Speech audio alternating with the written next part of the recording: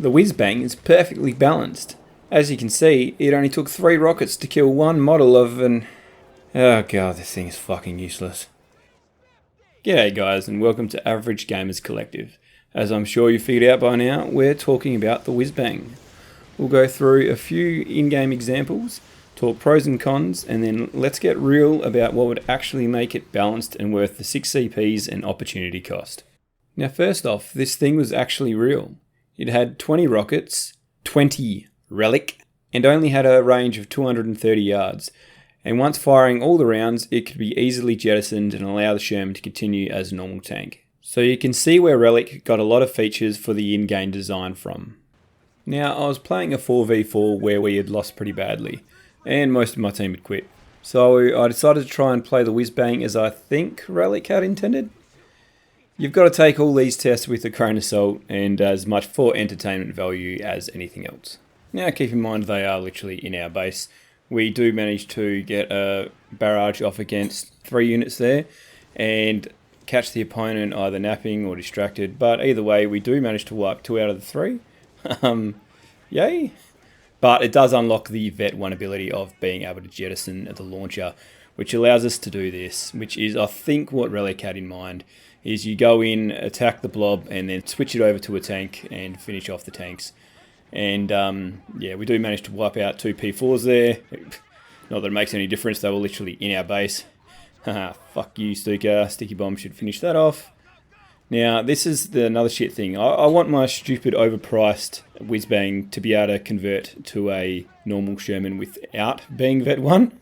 Now, I called in another Wizbang. Unfortunately, it appeared right in front of the enemy troops there. We do manage to get a quick little salvo off again, I guess, catching them out. But yeah, obviously it doesn't matter. It's more just an example of it can be sort of devastating if you do happen to catch them out. Now, I have 2 Wizbangs here, and I thought I was being clever. I thought they were going to retreat. Unfortunately, they're more clever than I am. Obviously, they won. And they run the other direction. I guess because they sort of both tracked that direction. Anyway, I should have put them at either side. But this is how I think Relic intended them to play. This is essentially what I think they thought that everyone would try and do. We're going to jettison both, and they are just going to obviously try and rush in with their tanks, and now we've got, surprise, 2 Shermans. Obviously, we're able to knock out 1 P4, and yeah, that's about where I thought, okay, that's enough. But I think in essence, that's what they sort of thought that we would play like. So now let's talk about why they generally don't get played like that. I think for starters, it is the fact that they are so expensive. They're 400 manpower and 100 fuel instead of 360 and 90. So why would you convert it to just a more expensive Sherman? Cheapest, most logical route if you choose the strafing unlock is they're going to cost a minimum of 9 CPs to get. So they come out quite late in the game. And then on top of that, if you are going straight for Wizbangs, you forgo getting Commandos, which is another 3 CPs. So realistically, if you want the Commandos, that's going to be 12 CPs before you unlock them, which is very, very late in the game. By that stage, you're going to have T3 up and you're going to be pumping out normal Shermans. So why would you convert it to a more expensive Sherman? So how could we go about potentially making the Wizbang worthwhile?